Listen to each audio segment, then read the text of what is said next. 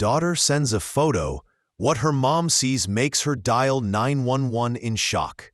Before we dive in, drop a comment below and tell us where you're watching from.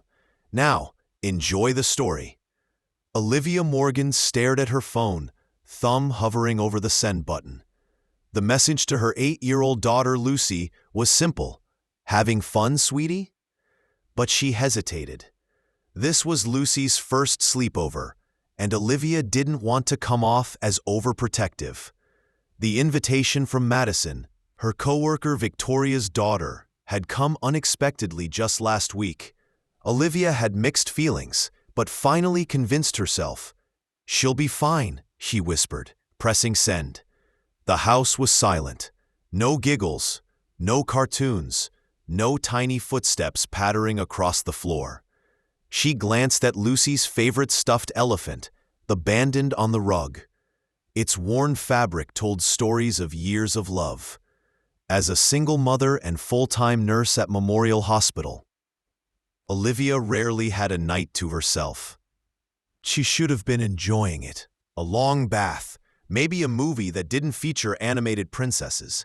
Instead, she paced the living room, checking her phone every few minutes. When it finally chimed, her heart jumped.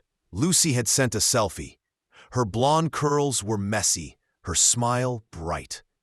She was surrounded by Madison and 2 other girls Olivia didn't recognize, all in colorful pajamas, inside what looked like a massive pillow fort. "Having the best time ever, Mom," the caption read. Relief washed over her. See? All that worrying for nothing. She was about to put the phone down when something in the background caught her eye. Olivia squinted and zoomed in. There, in the dark corner behind the girls, stood a man, partially hidden by a doorframe. A man? Victoria had never mentioned a boyfriend or roommate. Olivia remembered clearly. She said she lived alone with Madison since her divorce. The man's face was mostly in shadow. He wasn't smiling. He was just watching. A chill crept up Olivia's spine. "Who is that?" she whispered. Her hands trembled as she dialed Victoria. No answer. Voicemail. Again, nothing. The silence in her apartment, once peaceful, now felt heavy. "Don't overreact," she muttered. But memories of her ex-husband Andrew echoed in her head. "You always imagine the worst, Liv. It's exhausting." Maybe he was right. Maybe it was nothing. Still, she zoomed in again. The image became grainy, but her unease only sharpened. A tall man, broad shoulders, standing in shadow. His posture didn't look casual. It looked like he didn't want to be seen. She sent Victoria a text. "Hey, just checking in. Who's the man in your house? I noticed him in Lucy's photo." 5 minutes passed. 10. No reply. She tried calling the local non-emergency line, then hung up. What do I say? I saw a man in a photo? Pacing now, Olivia felt trapped in her own thoughts. Maybe a visitor?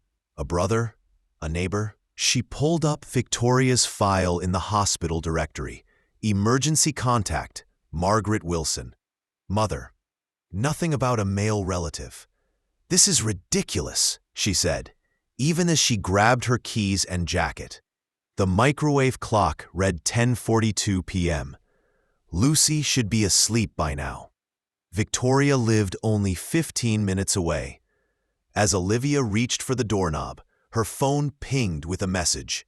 It was Victoria. "Everything's fine. The girls are having a blast. Don't worry, no mention of the man, no explanation." That settled it. Olivia was going. The 15-minute drive stretched into what felt like hours. Olivia's knuckles were white on the steering wheel as she scanned each house number, heart pounding louder with every turn. Victoria's house was modest, a 2-story with blue shutters. Only a porch light and the flickering blue glow of a television lit the windows. Olivia parked across the street. What now? March up and demand answers? Peek through the windows like a maniac? She picked up her phone and tried calling again. To her surprise, Victoria answered. Her voice was low, tense. Olivia, it's almost 11. What's wrong? Who's the man in your house? Olivia asked bluntly. Silence. Too long. There's no man here, Victoria said carefully. I saw him, Victoria, in the photo Lucy sent. He was standing behind the girls. Who is he? Another pause. Then, you must be mistaken. It's just me and the girls. Olivia felt her stomach drop. I'm outside your house right now. You're what? Victoria hissed. Before Olivia could respond, a movement caught her eye. A side door opened, and a man stepped out. Tall. Quick. He moved toward a parked car half hidden under a tree. Someone's leaving your house, Victoria, Olivia said, her voice rising. What's going on? The call cut off. On instinct, Olivia grabbed her phone and snapped photos of the man. She couldn't see his face clearly, but she got his build, his clothing. Her fingers shook as she dialed 911. 911, what's your emergency? There's an unidentified man who just fled a sleepover where my daughter is. I don't know who he is, but I'm concerned for the children's safety. As she finished, Victoria's front door opened. Victoria stood in the doorway, arms crossed, glaring across the street. Ma'am, are you in immediate danger? The dispatcher asked. No, Olivia said, her voice tight, but I don't know if the kids are safe. Please, send someone. Quickly. Minutes later, flashing red and blue lights lit up the quiet street. Neighbors peeked through curtains as a cruiser pulled up. Officer Daniels, stocky with a salt and pepper mustache, stood between Olivia and Victoria on the lawn. So let me get this straight, he said. You saw a man in a photo your daughter sent, got worried, and came here. He turned to Victoria. You say there was no man in your home tonight? Victoria nodded firmly. That's right. Just me and the girls. Olivia. Well, she can be a little overprotective. Olivia flushed with frustration. I know what I saw. Look at the photo. She thrust her phone toward the officer. He studied it closely. There does appear to be someone in the background, he admitted. Victoria leaned in, squinting at the screen. Oh, that must be a shadow from the lamp. The lighting in that room can play tricks. Daniels hesitated. Could be. Hard to say for sure. Olivia's voice sharpened. Then explain the man I just saw leave through your side door. Victoria let out a brittle laugh. Probably my neighbor, Mark. He borrowed a tool earlier. Seriously, Olivia, this is embarrassing. Inside the house, small faces gathered at the window. 4 little girls peeking out at the commotion. Lucy waved timidly at her mother. A stab of doubt pierced Olivia's chest. Had she made this worse for her daughter? Would this follow her to school? I'd like to check on my daughter, Olivia said firmly. Daniels nodded. That seems reasonable. Inside, the living room was a mess of sleeping bags and popcorn. The girls were watching a movie. Everything looked normal. Lucy ran to Olivia, wrapping small arms around her. Mom, why are the police here? Is everything okay? Olivia stroked her hair.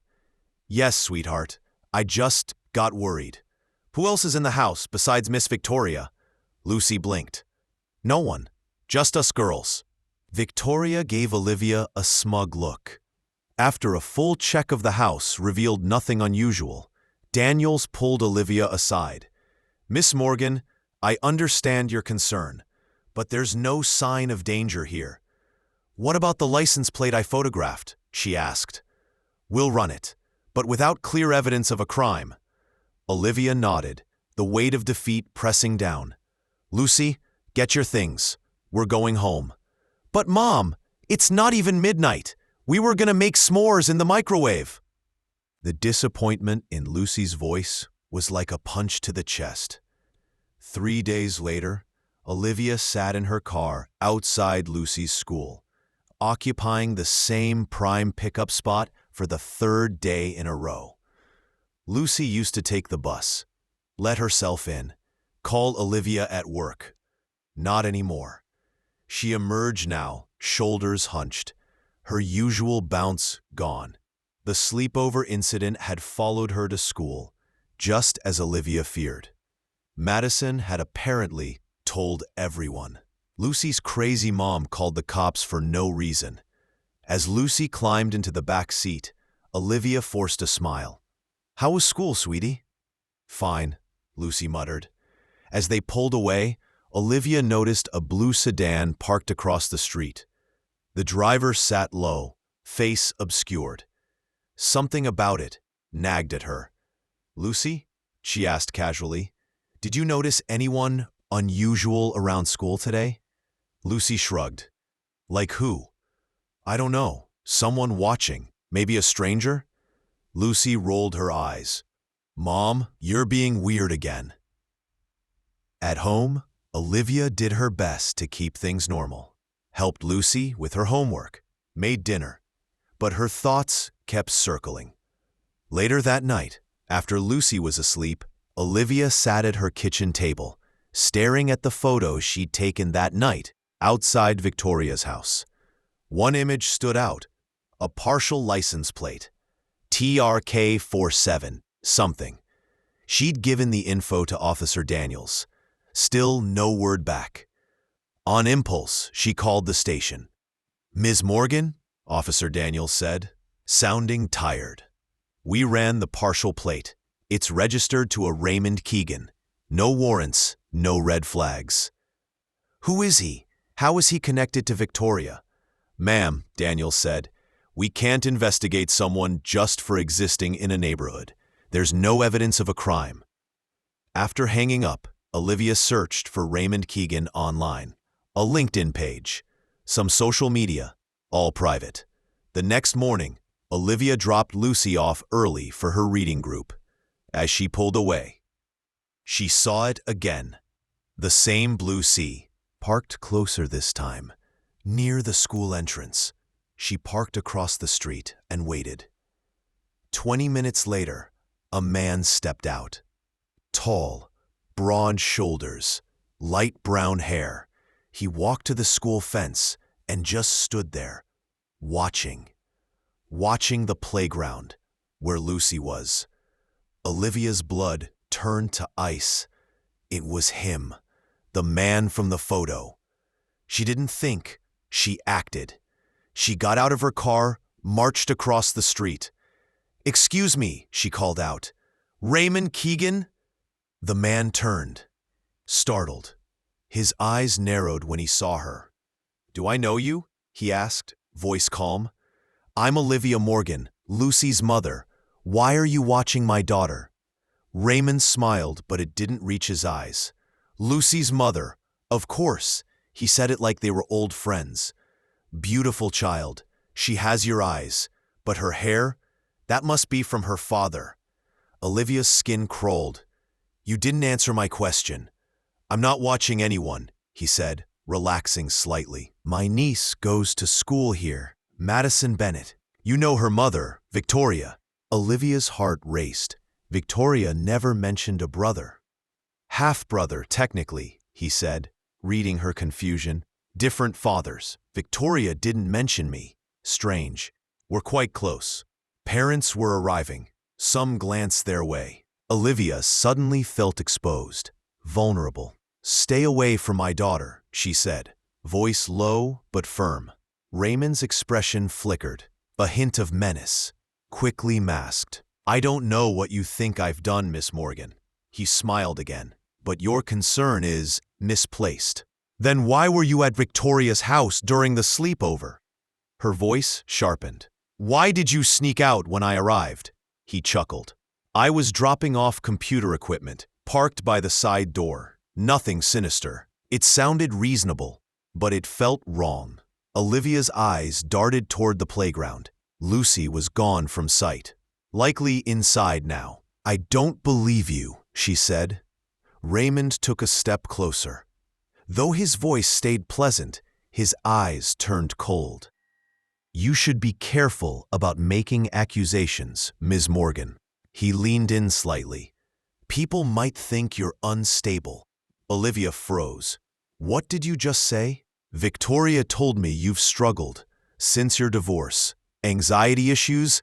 Medication? He raised an eyebrow.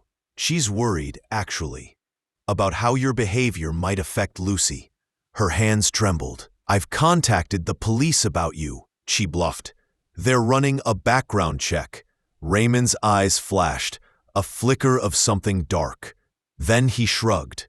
They won't find anything worth mentioning. Stay away from Lucy, Olivia said, turning to leave. Behind her, his voice followed. She looks like someone I used to know, someone very special. Same golden hair, same trusting smile.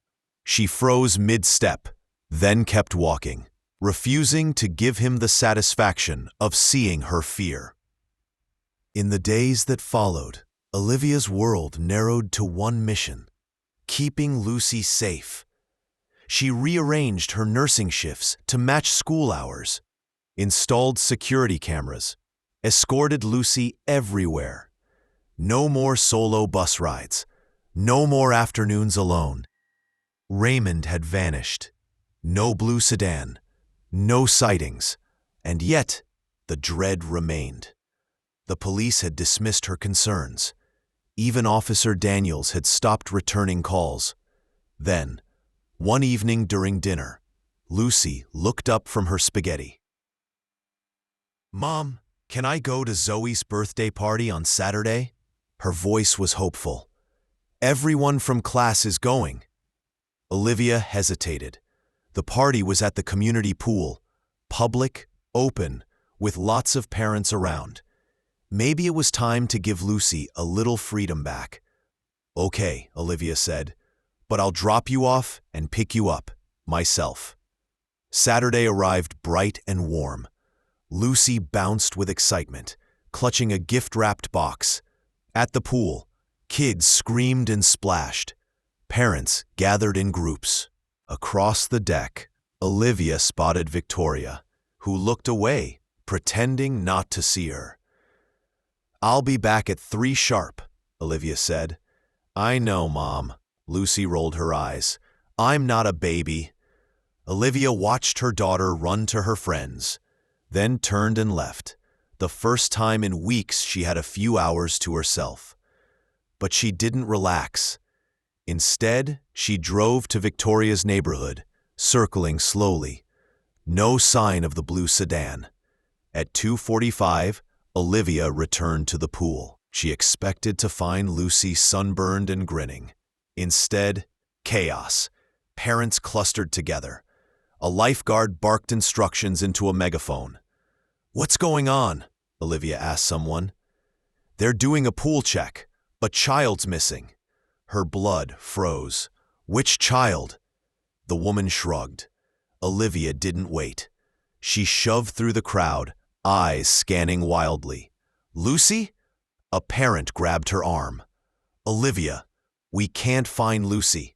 She was playing Marco Polo, then said she was going to the bathroom. That was 20 minutes. Time fractured. 30 minutes blurred into a nightmare. Police arrived. The pool was searched. Buildings checked. Then, a pool attendant approached. Ms. Morgan, we found your daughter. She's in the manager's office. Olivia ran. Lucy sat wrapped in a towel, face streaked with tears. In her hand, a small, woven bracelet Olivia had never seen.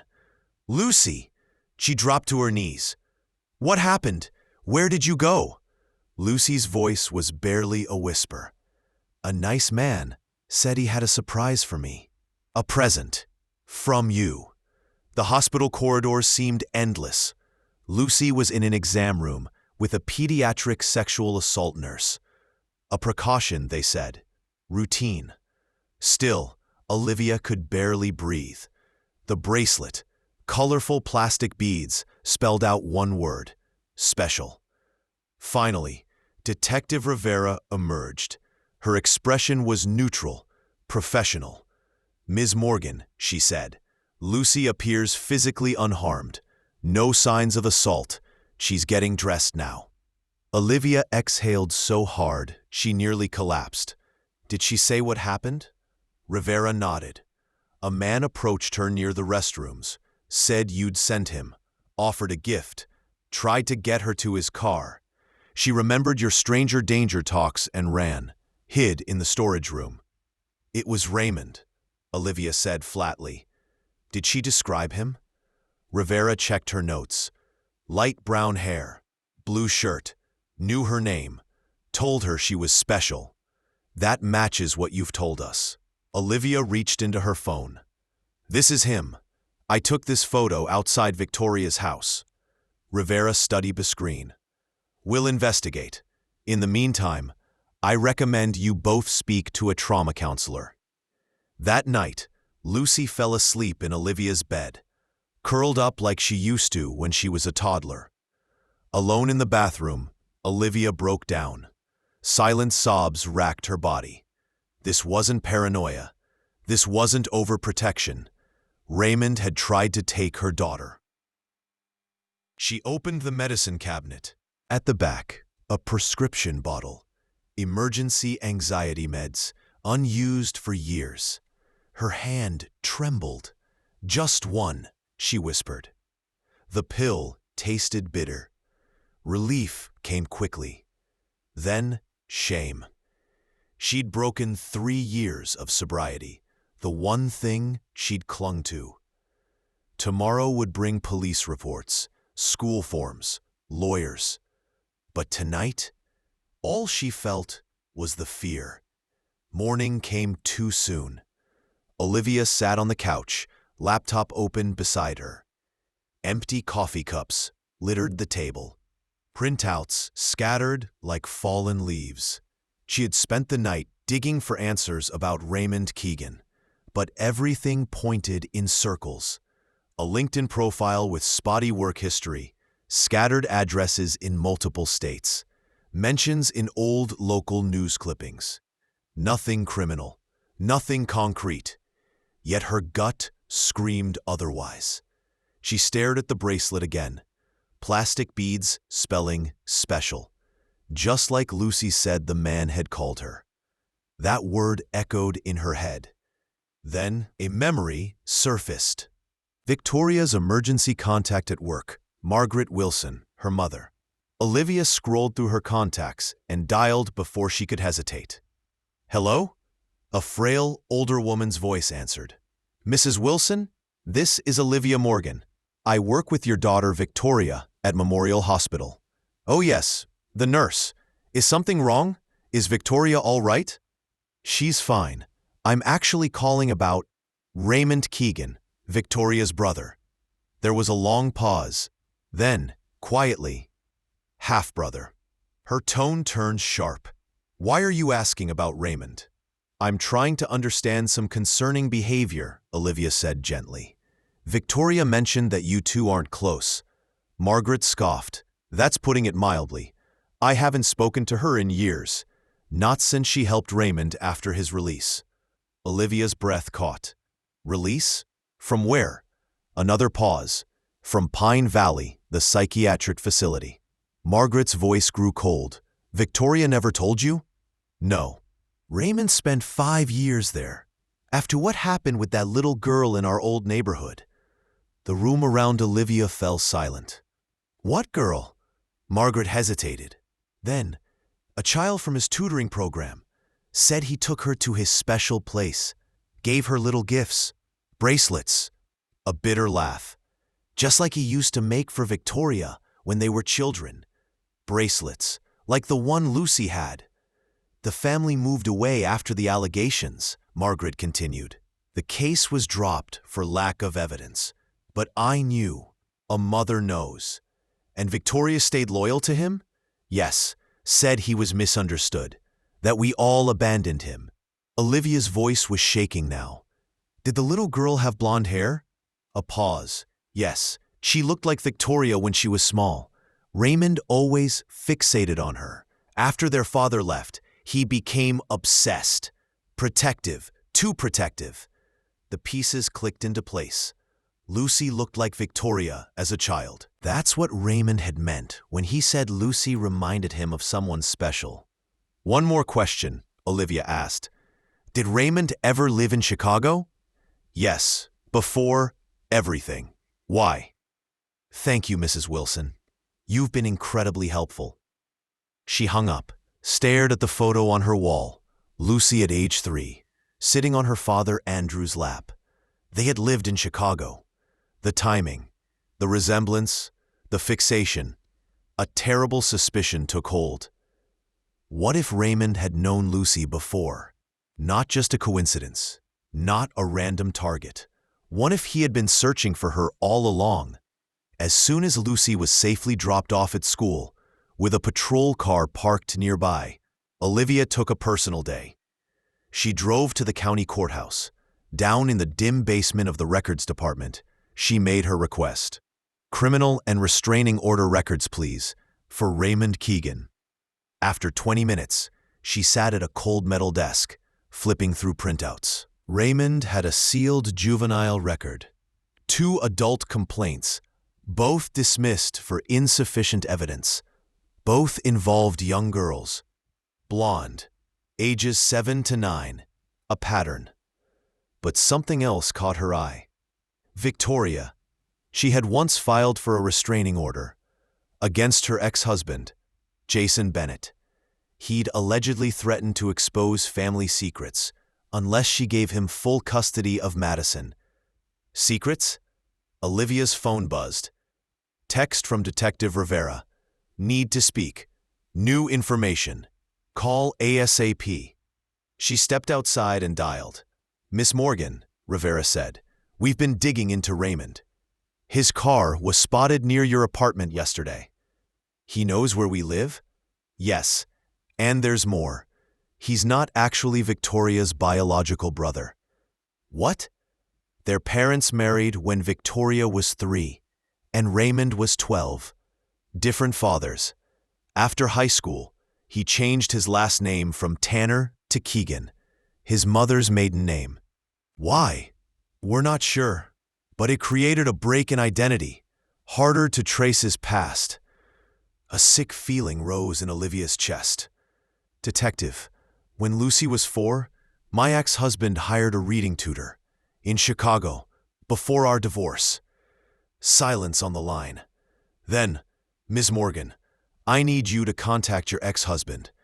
Ask if the tutor's name was Raymond Tanner, immediately. Olivia hadn't spoken to Andrew in months. Their communication was limited to cold emails about Lucy's school breaks and summer visits.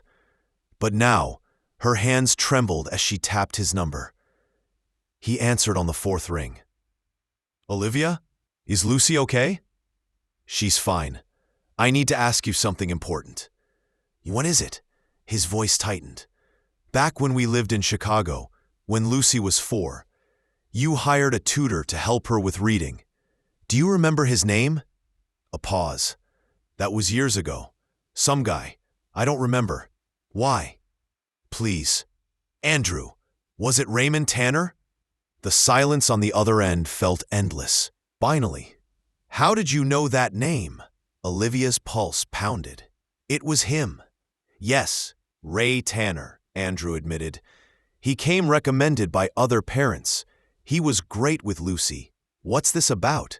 Olivia's voice cracked. Raymond Tanner changed his name. He's now Raymond Keegan. Another pause. He tried to abduct Lucy at the pool party.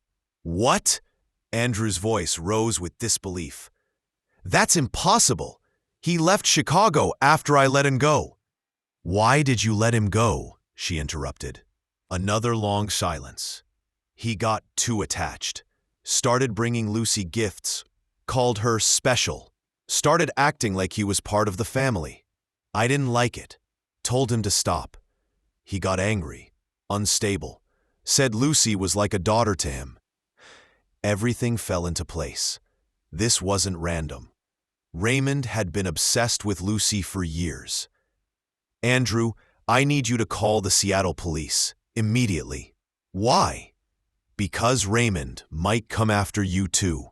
She ended the call. Sitting in her car outside the police station, She stared at her phone, hands shaking, mind racing. In her purse, the pill bottle called to her again. But she ignored it, gripped the steering wheel instead, breathed. Detective Rivera listened carefully as Olivia explained everything. From the Chicago connection to the tutoring. Rivera's professional mask cracked for just a moment. "This changes things," she said. She began coordinating with Chicago PD to reopen old files, requested patrols around Olivia's apartment, started the process to build a case. "But we still don't have enough to arrest him," she warned. "Lucy never got in the car. There's no physical evidence of attempted abduction." "So what do we do?" "We need to catch him in the act," Rivera said grimly. Olivia's stomach turned. "You mean use Lucy as bait?" Rivera didn't answer. That evening, Olivia's phone rang. Unknown number. She hesitated, then answered. "Olivia Morgan," she said. The voice on the other end froze her blood. "You've been busy today." "Raymond." She hit record on her phone without a word. "How did you get this number?" "Victoria's been very helpful," he said, conversationally. "She feels terrible about the misunderstanding at the pool. Lucy wandered into the parking lot alone, you see. I was simply trying to bring her back. Stay away from my daughter." "I've been watching her for years, Olivia, ever since that idiot Andrew fired me. Did he tell you how she cried? How she begged him to let me come back?" Olivia pulled away from the curb and began driving. "The police know everything. They're looking for you now." Raymond laughed softly. "They won't find me. Not until I'm ready. Not until Lucy and I are together, the way it was always meant to be. Never going to happen." "It already is," he said, voice colder now. "Check your email." Olivia's hands trembled as she opened her inbox at a red light. One new message. An attachment, a photo of Lucy, taken that morning on the school playground, wearing the red sweater Olivia helped her put on. Raymond's voice came through the phone again. "As you can see, your police protection is inadequate. I could take her anytime. But I'm not a monster, Olivia. I want to do this properly." "What do you want?" she whispered. "A trade. Meet me tomorrow night. Come alone, and I'll explain everything. Involve the police, and Lucy disappears. You'll never see her again." The line went dead. The next morning, Olivia didn't call the police. She didn't tell Rivera. Didn't risk triggering Raymond. Instead, she called someone else, a name that had floated up from memory. Jim Carter, a retired detective, now working as a private investigator, specializing in child predator cases. Lucy's therapist had mentioned him once, months ago, back when Olivia worried about Lucy's safety during visits to Andrew. She dialed. Jim listened silently as she spoke. He didn't interrupt, didn't question her choices. He'd heard stories like this before. When she finished, there was a pause. Then, "Raymond Keegan fits the profile of an obsessive predator," Jim said. "He's not after any child. He's after your daughter. Because to him, she represents something he lost: connection, control, affection. He's dangerous because he's convinced himself it's love." They made a plan. Simple, risky, but better than facing him alone. Olivia would meet Raymond, just like he requested, at a small, deserted playground near the community center. 9 p.m. Jim would follow at a distance, armed, watching. A tiny recorder would be hidden in Olivia's coat. If Raymond confessed, if he threatened her, it would be enough. "Not a perfect plan," Jim admitted, "but it gives us control." That night, rain fell steadily. Olivia sat in her car across from the playground, heart pounding. Jim's truck was parked 2 blocks away. Lucy was safe at her sister Rebecca's house, an hour away. Instructions were clear. Don't open the door to anyone. At 8:58, Olivia's phone buzzed. Text from an unknown number. The gazebo. She looked across the field. A wooden structure stood just beyond the swings. Dark, empty, shrouded in rain. She pulled up her hood, tucked the recorder deep inside her coat, left her phone in her pocket, set to record. Her shoes squelched in the wet grass as she crossed the park, each step heavier than the last. In the gazebo, a figure emerged from shadow. Raymond, hands in his pockets, calm, almost polite. You came alone. Good. Olivia stayed near the edge. What do you want with my daughter? Raymond smiled. I want what's best for her. He stepped forward, voice soft. Victoria's been so helpful. Told me everything. Lucy's school schedule, her favorite foods. She even arranged the sleepover. Olivia's voice was ice. Victoria's been helping you all along. Family helps family, he said simply. After I got out of Pine Valley, she was the only one who didn't abandon me. She understood me. Why Lucy? Olivia demanded. Why not any child? Raymond's eyes hardened. I don't fixate. I connect. Lucy and I had a bond in Chicago. She understood me. Until her father got in the way.